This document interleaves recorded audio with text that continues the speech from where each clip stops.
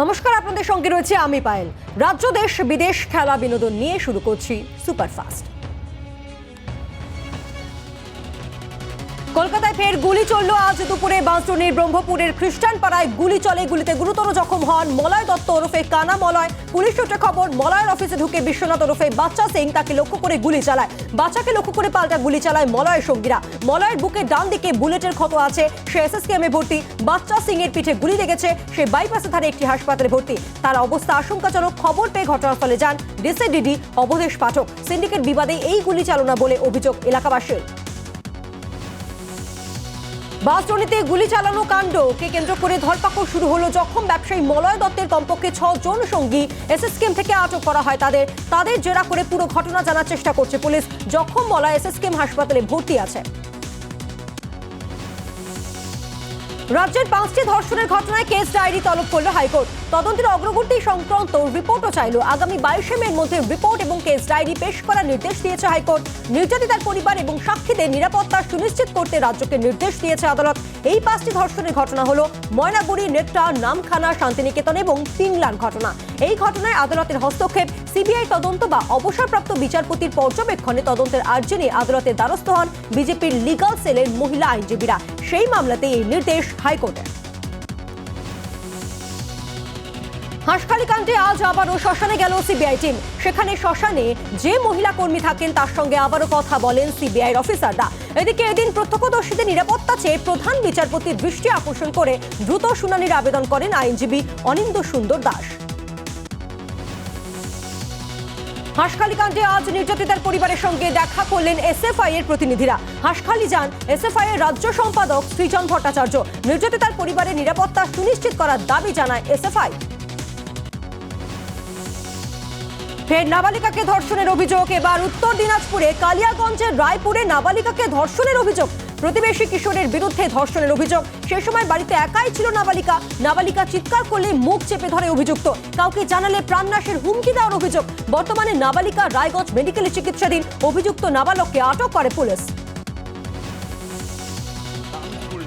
নৈহাটির বড়ায় নির্যাতিতার পরিবারের সঙ্গে দেখা করল বিজেপি প্রতিনিধি দল। স্থানীয় বাসিন্দাদের অভিযোগ, যে মাঠে কিশোরীকে ধর্ষণ করা হয় বলে অভিযোগ, সেখানে অসামাজিক কাজকর্ম হয়। প্রশাসনকে জানিয়েও কোনো লাভ হয়নি। বকটই কাণ্ডে চাঞ্চল্যকর মোড়। আশিস বন্দ্যোপাধ্যায়ের নির্দেশেই আনারুল গণহত্যা ঘটিয়েছে বলে অভিযোগ করলেন মিহিলাল শেখ। রামপুরহাটের বিধায়ক এবং ডেপুটি স্পিকারের বিরুদ্ধে তাঁর এই বিস্ফোরক অভিযোগের ফলে বিতর্ক তৈরি হয়েছে। বারবার প্রকাশ্যে দলের বিরুদ্ধে মুখ খোলায় সৌগত রায়ের উপর ক্ষুব্ধ তৃণমূল নেতৃত্ব। এ ব্যাপারে তাঁর সঙ্গে কথা বলতে চায় তৃণমূল শীর্ষ নেতৃত্ব। তৃণমূল সূত্রে খবর, খুব তাড়াতাড়ি দলীয় শৃঙ্খলা রক্ষা কমিটি সৌগত রায়ের সঙ্গে কথা বলবে। ফি বকেয়া থাকলেও কোনো ছাত্রছাত্রী স্কুলে যাওয়া আর বন্ধ রইল না।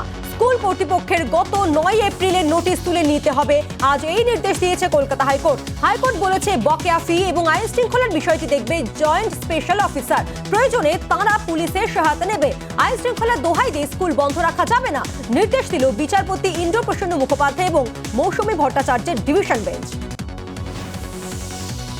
আগামী 2রা মেকে কালো দিন বলে চিহ্নিত করেছে বিজেপি। আজ দলের সাংগঠনিক বৈঠক শেষে এই কথা জানিয়েছেন বিজেপির রাজ্য সভাপতি সুকান্ত মজুমদার। তিনি বলেন, ওই দিন থেকে এক পক্ষকাল গণতন্ত্র বাঁচাও আন্দোলন চালাবে গেরুয়া শিবির। 3রা মে একবেলা সত্যাগ্রহ পালন করবে। তারপর শহীদ নিধি পালিত হবে। আগামী 4 এবং 5ই মে শহীদ পরিবার বাঁচাও অভিযান, জানিয়েছেন সুকান্ত মজুমদার। এদিন বিজেপি রাজ্য দফতরের সাংগঠনিক বৈঠকে ছিলেন সুকান্ত মজুমদার, অমিতাভ চক্রবর্তী।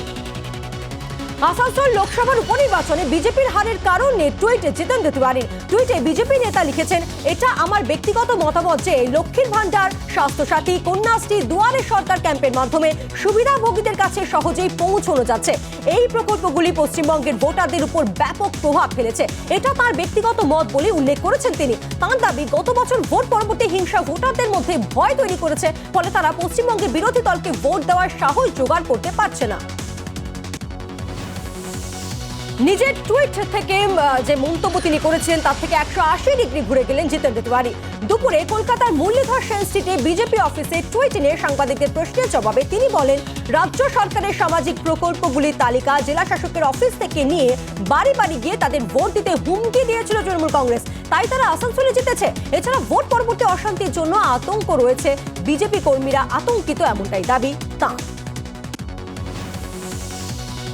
ভুয়ো চিটফান্ড খুলে আমানতকারীদের 400 কোটি টাকা প্রতারণার অভিযোগ। ঘটনাটি ঘটেছে এন্টালিতে। অভিযোগ, খাবার এবং স্বেচ্ছাসেবী সংস্থার ব্যবসার টাকা খাটিয়ে আমানতকারীদের টাকা দ্বিগুণ করার প্রতিশ্রুতি দিয়েছিল কোম্পানিটি। পুলিশ সূত্রে খবর, এরপর গত 15 এপ্রিল ঝাঁপ বন্ধ করে দেয় ওই চিটফান্ড কোম্পানি। নাসিক থেকে কলকাতা পুলিশের সিটের হাতে গ্রেফতার অন্যতম অভিযুক্ত লিজা মুখোপাধ্যায়। তাকে ট্রানজিট রিমান্ডে কলকাতায় আনা হয়। জঙ্গলমহলে মাওবাদী সক্রিয়তা বেড়েছে, পুলিশের কাছে নিরাপত্তা দাবি শাসক দলের নেতাদের। বাঁকুড়া পুলিশ সুপারের দ্বারস্থ রানীবাঁধের 5 তৃণমূল নেতা। ব্যক্তিগত নিরাপত্তা রক্ষীছে আবেদন, দুর্নীতি করেছে বলে নিরাপত্তাহীনতায় ভুগছেন, কটাক্ষ বিজেপি। দুষ্কৃতী হামলার অভিযোগ উঠল তৃণমূল কাউন্সিলরের উপর। আজ ঘটনাটি ঘটেছে হালিশহর পুরসভা 23 নম্বর ওয়ার্ডে। ওই কাউন্সিলর এদিন নিজের ওয়ার্ডে অঙ্গনওয়াড়ি কেন্দ্রের কাজকর্ম পরিদর্শনে গিয়েছিলেন। অভিযোগ, সে সময় ইট দিয়ে তার উপর হামলা চালায় দুষ্কৃতীরা। তার মাথা ফেটেছে, হাত এবং পায়েও চোট লেগেছে। জখম কাউন্সিলর নৈহাটি স্টেট জেনারেল হাসপাতালে ভর্তি। ঘটনাস্থলে নৈহাটি থানার পুলিশ। চিকিৎসার গাফিলতিতে রোগীর মৃত্যুর অভিযোগে বিক্ষোভ হলো হাসপাতাল চত্বরে। দক্ষিণ 24 পরগনার ক্যানিং মহকুমা হাসপাতালে ঘটনা। পরিবার সূত্রে খবর, সোমবার শারীরিক অসুস্থতার কারণে ক্যানিং মহকুমা হাসপাতালে ভর্তি হলে আজ সকালে তার মৃত্যু হয়। এরপরই হাসপাতাল চত্বরে ক্ষোভে ফেটে পড়েন পরিবারের লোকেরা। বিষয়টি খতিয়ে দেখার আশ্বাস দিয়েছেন ক্যানিং মহকুমা হাসপাতালের চেয়ারম্যান বিধায়ক শ্যামল মণ্ডল। অপ্রীতিকর ঘটনা রুখতে মোতায়েন করা হয়েছে ক্যানিং থানার বিশাল পুলিশ বাহিনী। তপন কান্দু খুনের ঘটনায় সিবিআই ক্যাম্পে হাজিরা দিলেন না 9 নম্বর ওয়ার্ডের কংগ্রেস কাউন্সিলর বিপ্লব কয়াল। তাঁর স্ত্রী সিবিআই অফিসারকে গিয়ে বলেন, বাইরে থাকায় হাজিরা দিতে পারবেন না তার স্বামী। আগামী 22 এপ্রিলের মধ্যে বিপ্লবকে হাজিরা দিতে নির্দেশ সিবিআই এর। জি 24 ঘন্টার খবরের জেরে আজ সকাল থেকে শক্তিনগর জেলা হাসপাতালের গেটে পুলিশ মোতায়েন রয়েছে। রোগীর পরিজনদের কাছে থাকা টিকিট না দেখে ঢুকতে দেওয়া হচ্ছে না কাউকে। হাসপাতাল সুপার ওফিদুল মিয়া বলেন, রোগীর কাছ থেকে অভিযোগ পেয়ে তা থানায় জানানো হয়েছে, পুলিশ আইনত ব্যবস্থা নেবে। প্রসঙ্গত, হাসপাতালে ঢুকে মহিলা শ্লীলতাহানির অভিযোগ ওঠে। অন্যতম অভিযুক্ত বিজয় হারি অবশ্য এখনো পলাতক, তার খোঁজ চলছে। মজুরি বৃদ্ধি, হাজিরা বাড়ানো, অবসরের বয়স 60 করা সহ এক গুচ্ছ দাবিকে কেন্দ্র করে আন্দোলনে নামলেন মালবাজারের বিভিন্ন চা বাগানের কর্মী এবং শ্রমিকরা। আজ সকালে মিনগ্লাস, ওদলাবাড়ি, ওয়াসাবাড়ি, মেটেলি, নাগরাকাটা চা বাগানে প্রথমে বৈঠক করেন তারা, তারপর হয় বিক্ষোভ মিছিল। কর্মীদের অভিযোগ, ত্রিপাক্ষিক বৈঠকেও সমাধান পাওয়া যায়নি। সমাধান না মিললে বিক্ষোভ চলবে বলেও হুঁশিয়ারি তাদের। মালবাজারের নাগরাকাটার ঘাটিয়া চা বাগানে খোলা নিয়ে রীতিমতো বাগানের শ্রমিক এবং নেতাদের মধ্যে বৈঠক করল তৃণমূল ও বিজেপির শীর্ষ নেতারা। রবিবারই বন্ধ হয়ে যায় এই বাগান। চা বাগানে রবিবারও কাজ হবে, তবে যারা রবিবার কাজ করবে তাদের সোমবার ছুটি দেওয়া হবে। কিন্তু শ্রমিকদের একাংশ এই যুক্তি মেনে নেয়নি। এ নিয়ে বেশ কিছুদিন ধরে গেটে মিটিং চলছিল ওই চা বাগানে। এরপরে রবিবার বিকেলে নোটিশ টাঙিয়ে দেয় চা বাগান কর্তৃপক্ষ। পরিচারিকার গলা কাটা দেহ উদ্ধার হলো। ঘটনাটি ঘটেছে কালনার মন্তেশ্বরের হাজরাপাড়ায়। শান্তি হাজরা নামে ওই মহিলা কাকলি রায়ের বাড়িতে পরিচারিকার কাজ করতেন। এদিন তার গলা কাটা দেহ উদ্ধার হয়। খবর পেয়ে মন্তেশ্বর থানার পুলিশ গিয়ে দেহ উদ্ধার করে ময়না তদন্তে পাঠায়। কাকলিকে আটক করে জিজ্ঞাসাবাদ করছে পুলিশ। 3 দিনের শিশুকে নিয়ে উচ্চ মাধ্যমিক পরীক্ষা দিলেন সদ্য প্রসূতি।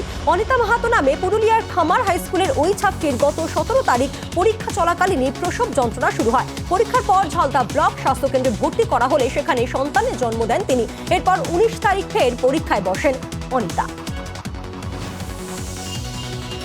সৈকত শহর দীঘায় মহিলা পর্যটকদের নিরাপত্তায় মহিলা পুলিশ স্কোয়াড তৈরি হলো। কাঁথি জেলা এসপি অমরনাথকে এই স্কোয়াডের উদ্বোধন করেন। গত 1 মাস ধরে মহিলা কনস্টেবলদের প্রশিক্ষণ দেওয়া হয় এই পুরো বিষয়। অভিযোগ পেয়ে 10 মিনিটের মধ্যে স্কোয়াড চলে যাবে ঘটনাস্থলে, এমনটাই জানানো হয়েছে। আরেকটি টিম মোতায়েন থাকবে কাঁথি পুরসভা এলাকার জন্য। জেলা সদর তমলুকেও এ ধরনের স্কোয়াড হবে বলে জানিয়েছেন এসপি। সামান্য বৃষ্টিতেই জলে ভেসে যাচ্ছে রান্নাঘর। মালবাজারের মেটেলি ব্লকের চালসার অঙ্গনওয়াড়ি কেন্দ্রের বেহাল দশা। ফুটো টিনের ছাদ দিয়ে জল পড়ছে রান্নাঘরে। সমস্যায় কর্মীরা। অভিযোগ, সংশ্লিষ্ট দপ্তরকে জানিয়েও কাজ হয়নি। একই হাল বাথরুমেরও। ফের রোগীর পরিবারের হাতে আক্রান্ত চিকিৎসক। এবার বীরপাড়া স্টেট জেনারেল হাসপাতালের ঘটনা। অভিযোগ, হাসপাতালের ইনডোরে চিকিৎসাধীন এক শিশুকে আগে না দেখায় মারধর করা হয় ওই চিকিৎসককে। আহত চিকিৎসকের অভিযোগের ভিত্তিতে অভিযুক্তকে গ্রেফতার করে পুলিশ। বীরভূমের কীর্ণাহারে মহিলা খুনের কিনারা ময়ূরেশ্বর এলাকা থেকে কানিকুরু বাগদি নামে এক ব্যক্তিকে গ্রেফতার করে পুলিশ। পুলিশ সূত্রে খবর, ধৃত তার দোষ স্বীকার করেছে। জেরায় দাবি, ওই মহিলার সঙ্গে তার 4 বছর ধরে প্রেমের সম্পর্ক ছিল। মাঠে ডেকে তারা গল্প করছিল, সে সময় অশান্তি হয়। রাগের বশায় গলায় দড়ি দিয়ে ফাঁস লাগিয়ে খুন করা হয়। ভিন রাজ্যে কাজ করতে গিয়ে মৃত্যু। বহুতল থেকে পড়ে জলপাইগুড়ির রাজগঞ্জে যুবকের মৃত্যু হয় বলে দাবি। দিল্লিতে একটি বহুতলে কাজ করার সময় দুর্ঘটনা ঘটে। পরিবারকে ফোন করে জানান যুবকের সহকর্মীরা। মৃতের নাম মানিক হোসেন। গত 11 মাস ধরে বাড়ির বাইরে কাজ করছিলেন তিনি।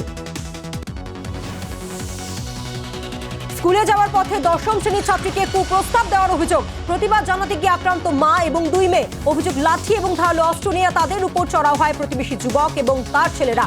ক্যানিং এর তালদি এলাকার ঘটনা। থানায় লিখিত অভিযোগ দায়ের, বাড়ি ছাড়া অভিযুক্তরা। বাঁকুড়ার মাছানতলায় বীমা সংস্থার অফিসে আগুন। ঘটনাস্থলে দমকলে 2টি ইঞ্জিন। সকালে বীমা সংস্থার অফিস থেকে ধোঁয়া বেরোতে দেখেন এলাকার বাসিন্দারা। যে বিল্ডিং এ আগুন লেগেছে সেই বিল্ডিং এ একটি রাষ্ট্রায়ত্ত ব্যাংক সহ বিভিন্ন বীমা সংস্থার অফিস রয়েছে। পাশেই রয়েছে গ্যাসের দোকান। আগুনের ক্ষয়ক্ষতির পরিমাণ এখনো জানা যায়নি। বাংলাদেশ থেকে চোরা পথে ভারতে ঢোকার অভিযোগে গ্রেফতার 7 বাংলাদেশি। বসিরহাটের স্বরূপনগর থেকে তাদের ধরে পুলিশ। ভারত বাংলাদেশ লাগোয়া বিখারি সীমান্ত দিয়ে ভারতে ঢোকার চেষ্টা করছিল বেশ কয়েকজন বাংলাদেশি। দেখতে পেয়ে তাড়া করেন বিএসএফ জওয়ানরা। কয়েকজন বাংলাদেশের দিকে পালিয়ে গেলেও 7 জন ধরা পড়ে যায়। তাদের স্বরূপনগর থানার হাতে তুলে দিয়েছে বিএসএফ। তীব্র গরমে স্বস্তির খবর। বুধবার থেকে শনিবারের মধ্যে কলকাতা, হাওড়া, হুগলিতে কাল বৈশাখীর সম্ভাবনা। তবে পশ্চিমাঞ্চলের 3 জেলায় তাপপ্রবাহ পরিস্থিতি বহাল থাকবে। উত্তরবঙ্গে ফের বজ্র বিদ্যুৎ সহ ঝড় বৃষ্টির সম্ভাবনা। ঝড় বৃষ্টি সহ বৃষ্টি আরও 40 থেকে 50 কিলোমিটার গতিবেগে ঝোড়ো হাওয়া বইতে পারে, এমনটাই জানানো হয়েছে। আলিপুর এবং কোচবিহারে ঝোড়ো হাওয়া, 2-1 জায়গায় শিলাবৃষ্টিও হতে পারে। বজ্র বিদ্যুৎ সহ বৃষ্টি হতে পারে মুর্শিদাবাদ, নদিয়া, বীরভূম, পূর্ব এবং পশ্চিম মেদিনীপুরে। খানিকটা স্বস্তি, দেশে অনেকটাই কমলো দৈনিক সংক্রমণ। গত 24 ঘন্টায় নতুন করে করোনা আক্রান্ত হয়েছেন 1247 জন, যা গতকালের তুলনায় প্রায় 43% কম। রবিবারের তুলনায় সোমবার 1 লাফে প্রায় 89% বেড়ে যায় করোনায় আক্রান্তের সংখ্যা। কেন্দ্রের দাবি, কেরালা প্রায় 5 দিন পর রাজ্যের করোনা আপডেট দেওয়াতেই সংক্রমণের গ্রাফ ঊর্ধ্বমুখী। আজ ফের সোনিয়া গান্ধীর বাড়িতে বৈঠক করলেন প্রশান্ত কিশোর। বৈঠকে উপস্থিত ছিলেন কমলনাথ, দিগ্বিজয় সিং সহ কংগ্রেসের শীর্ষ নেতারা। লোকসভা ভোটে 370 আসনে মনোযোগ দিক কংগ্রেস। সাংগঠনিক রদ বদলেও দিতে হবে নজর। সোনিয়াকে পরামর্শ পিকের, বাংলা, মহারাষ্ট্র, ঝাড়খণ্ডে জোট, বিহার, ওড়িশা, উত্তরপ্রদেশে একা লড়তেই হবে, এমনটাই পরামর্শ প্রশান্ত কিশোরের। খবর কংগ্রেস সূত্রে। তবে এর আগে সোমবার এবং গত 16 এপ্রিল কংগ্রেসের সঙ্গে পিকের বৈঠক হয়। গত 4 দিনে এ নিয়ে 3 বার বৈঠক করলেন পিকে কংগ্রেসের সঙ্গে। কড়া নিরাপত্তার বেষ্টনীতে দিল্লির জাহাঙ্গীরপুরী। দিল্লি পুলিশের কমিশনার রাকেশ আস্তানা জানিয়েছেন, প্রাথমিক তদন্তে পুলিশ জানতে পেরেছে 2টি গোষ্ঠীর মধ্যে সংঘর্ষের জেরে গোলমালের সূত্রপাত। এখনো পর্যন্ত 21 জনকে গ্রেফতার করা হয়েছে, তাদের জেরা চলছে। ইতিমধ্যেই বেশ কয়েকজনকে রিমান্ডে নিয়েছে পুলিশ। 3টে আগ্নেয়াস্ত্র উদ্ধার হয়েছে। এফআইআর দায়ের করে তদন্তে নেমেছে পুলিশ। সিসিটিভি এবং অন্যান্য ভিডিও ফুটেজ খতিয়ে দেখা হচ্ছে। সোশ্যাল মিডিয়া ভুয়ো খবর তথ্য যারা দিয়ে উস্কিয়েছে তাদের বিরুদ্ধে পদক্ষেপ করা হবে বলে জানিয়েছেন দিল্লিবাসীকে আস্তানা। তিনি আবেদন করেছেন, ভুয়ো খবরে যেন কেউ কান না দেন। দিল্লির জাহাঙ্গীরপুরী সংঘর্ষে আসলাম ওরফে সোনু নামে আরেক বঙ্গবাসীর নাম জড়ালো। মহিষাদলের কাঞ্চনপুরের বাসিন্দা ওই ব্যক্তির বিরুদ্ধে অভিযোগ, সেই গুলি চালিয়েছিল। আসলাম রাজমিস্ত্রি কাজ করতে প্রথমে দিল্লি যায়, তারপর আজমের যাওয়ার জন্য দিল্লি যায় বলে জানতে পেরেছে পুলিশ। এলাকায় ভালো ছেলে হিসেবেই পরিচিত সে। আগে হলদিয়ার বাসিন্দা আনসার শেখ নামে আরেক ব্যক্তির নাম জড়িয়েছিল। দিল্লি পুলিশের দাবি, এরা দুজনেই মূল অভিযুক্ত। আনসারের বাড়িতে তল্লাশি চালাতে চেয়ে রাজ্য পুলিশের সঙ্গে যোগাযোগ করেছে দিল্লি পুলিশ। ব্যবসায়ী ছাত্রছাত্রী সংঘর্ষে রণক্ষেত্র হয়ে উঠল ঢাকা নিউ মার্কেট চত্বর। আজ দুপুর 2টো নাগাদ সংঘর্ষ শুরু হয়। পরস্পরকে লক্ষ্য করে বিক্ষোভকারীরা পেট্রোল বোমা ছোড়ে বলে অভিযোগ। একটি পেট্রোল বোমায় ঢাকা চন্ডিমা সুপার মার্কেটের 3 তলার একটি ফলের দোকানে গিয়ে পড়ে এবং যার জেরে আগুন লেগে যায়। খবর পেয়ে ঘটনাস্থলে যায় দমকলের 2টি ইঞ্জিন। শাস্তির দাবিতে রীতিমতো আবেদনে নামে শিক্ষকরা, যদিও বিক্ষোভের মুখে পড়তে হয় তাদেরকেও। শ্রীলঙ্কার আর্থিক সংকটের সময় অর্থ সাহায্য সহ অন্যান্য সাহায্য করেছে ভারত। সে কারণে ভারতের প্রশংসা করলেন IMF এর ম্যানেজিং ডিরেক্টর ক্রিস্টালিনা জর্জিভা। একই সঙ্গে কেন্দ্রীয় অর্থমন্ত্রী নির্মলা সীতারামনকে তার আশ্বাস, দ্বীপরাষ্ট্রের দিকে নজর রাখবে IMF। ওয়াশিংটনে সীতারামনের সঙ্গে IMF এর বিশ্ব ব্যাংকের বসন্তকালীন বৈঠকের সময় এই আশ্বাস দিয়েছেন জর্জিভা। বিশ্বের বর্তমান পরিস্থিতির কারণে বিদ্যুৎ এবং জ্বালানির দাম যেভাবে বেড়ে চলছে তা নিয়ে আলোচনা করেছেন তারা।